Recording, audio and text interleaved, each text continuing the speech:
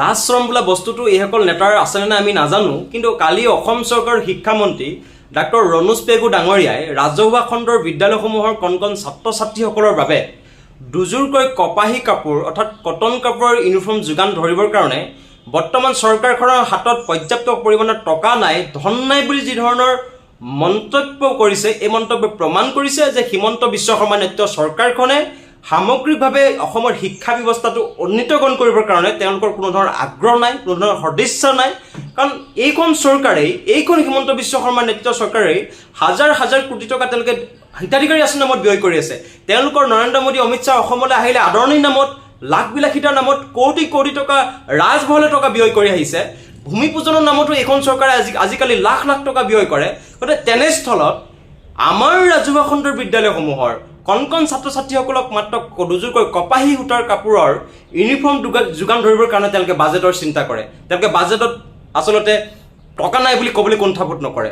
গতিকে আমি সেইকাৰণে ক'ব বিচাৰিছোঁ, কাৰণ আজি যি পলিষ্টাৰযুক্ত যি কাপোৰ ইউনিফৰ্ম যোগান ধৰি আছে, এই পলিষ্টাৰযুক্ত ইউনিফৰ্ম পিন্ধি কণ ছাত্ৰ ছাত্ৰীসকল এই মৰ গৰমত বিদ্যালয় যোৱাটো কোনোপধ্যে স্বাস্থ্যসন্মত নহয়, কোনোপধ্যে উপযোগী নহয়। এই কথা বাৰম্বাৰ আমি ছাত্ৰ মুক্তি সংগ্ৰাম সমিতিয়ে কৈ আহিছোঁ, বাৰম্বাৰ আমাৰ ছাত্ৰ ছাত্ৰীসকলৰ অভিভাৱকসকলে কৈ আহিছে, কণ ছাত্ৰ ছাত্ৰীসকলে কৈ আছে। তাৰপিছতো তেওঁলোকৰ কোনো গা লৰা নাই। কালি সাংবাদিকে প্ৰশ্ন কৰাত শিক্ষামন্ত্ৰীগৰাকীয়ে কৈছে তেওঁলোকে কপাহী কাপোৰৰ ইউনিফৰ্ম দিবৰ কাৰণে তেওঁলোকৰ হাতত কোনো টকা নাই। আৰে আজি ৰণোজ পেগু ডাঙৰীয়াৰ ল'ৰা ছোৱালীয়ে পলিষ্টাৰযুক্ত কাপোৰ পিন্ধি তেওঁলোকে বিদ্যালয় মহাবিদ্যালয়লৈ যায় নেকি? নাযায়।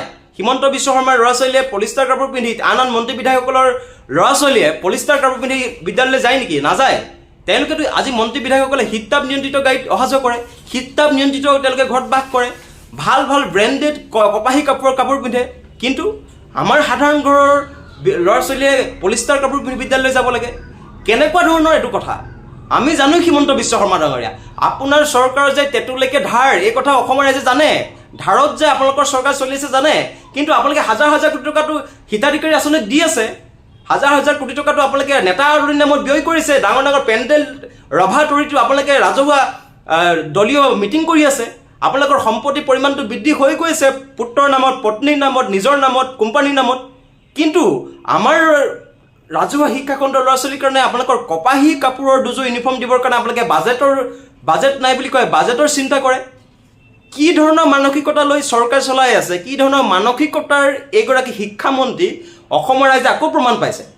গতিকে আমি ছাত্ৰ মুক্তি সংগ্ৰাম এতিয়া দাবী উত্থাপন কৰিছোঁ, শীঘ্ৰেই যি অসমৰ প্ৰত্যেকখন বিদ্যালয়তে পলিষ্টাৰ ইউনিফৰ্ম পৰিৱৰ্তে কপাহী কাপোৰৰ, কটন কাপোৰৰ ইউনিফৰ্ম যোগান ধৰাৰ ব্যৱস্থা গ্ৰহণ কৰিব লাগে।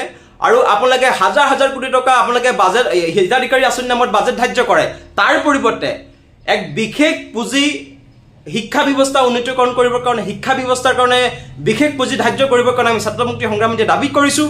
কাৰণ বৰ্তমান চৰকাৰখনৰ মানসিকতাই এনেকুৱা, তেওঁলোকে শিক্ষা স্বাস্থ্য এইবিলাক একো নালাগে, তেওঁলোকক লাগে কেৱল ক্ষমতা ভোট। তাৰ কাৰণে মানুহক বিনামূলীয়াকৈ পইচা দিব বিচাৰে, বিনামূলীয়াকৈ আঁচনি দিব বিচাৰে, কিন্তু শিক্ষা স্বাস্থ্য উন্নীতকৰণ কৰিবৰ কাৰণে, শিক্ষা ব্যৱস্থা সংস্কাৰমূলক পৰিৱৰ্তন আনিবৰ কাৰণে হিমন্ত বিশ্ব শৰ্মা চৰকাৰখন আগ্ৰহী নহয়। গতিকে এই ধৰণৰ মানসিকতা, এই ধৰণৰ কথা বতৰা কোনোপধ্যে গ্ৰহণযোগ্য নহয়। অসম চৰকাৰ চলাই আছে, বিজেপি চৰকাৰ নহয়। অসম চৰকাৰ যেতিয়া চলাইছে, ৰাইজে যেতিয়া নিৰ্বাচন কৰিছে, অসমৰ ৰাইজৰ মনৰ কথা বুজি পাব লাগিব। আৰু আমি সেইকাৰণে ক'ব বিচাৰিছোঁ, শীঘ্ৰেই আচলতে পলিষ্টাৰযুক্ত ইউনিফৰ্মৰ পৰিৱৰ্তে অসমৰ প্ৰত্যেকখন বিদ্যালয়তে কণ ছাত্ৰ ছাত্ৰীসকলৰ বাবে কপাহী কাপোৰৰ, সম্পূৰ্ণৰূপে 100% কটন কাপোৰৰ ইউনিফৰ্মৰ যোগান ধৰিবৰ কাৰণে আমি ছাত্ৰ মুক্তি সংগ্ৰাম সমিতিয়ে দাবী উত্থাপন কৰিছোঁ মুখ্যমন্ত্ৰীগৰাকীক, শিক্ষামন্ত্ৰীগৰাকীক। যদি এই দাবী মানি নলয়, আজি ছাত্ৰ মুক্তি সংগ্ৰাম সমিতিয়ে আমি ৰাজ্যৰ বিভিন্ন প্ৰান্তত প্ৰতিবাদ সাব্যস্ত কৰিছোঁ। অনাগত দিনত ইয়াৰ বিৰুদ্ধে প্ৰতিবাদ সাব্যস্ত হ'ব যদি শীঘ্ৰেই অসমৰ প্ৰত্যেকখন বিদ্যালয়ত কপাহী কাপোৰৰ ইউনিফৰ্ম ব্যৱস্থা গ্ৰহণ কৰা নহয়, তেতিয়া প্ৰতিবাদ সাব্যস্ত হ'ব। এই কথা আমি ছাত্ৰ মুক্তি সংগ্ৰাম সমিতিয়ে স্পষ্টভাৱে ৰাজ্যখনৰ মুখ্যমন্ত্ৰী আৰু শিক্ষামন্ত্ৰীগৰাকীক সকিয়নি প্ৰদান কৰিছোঁ।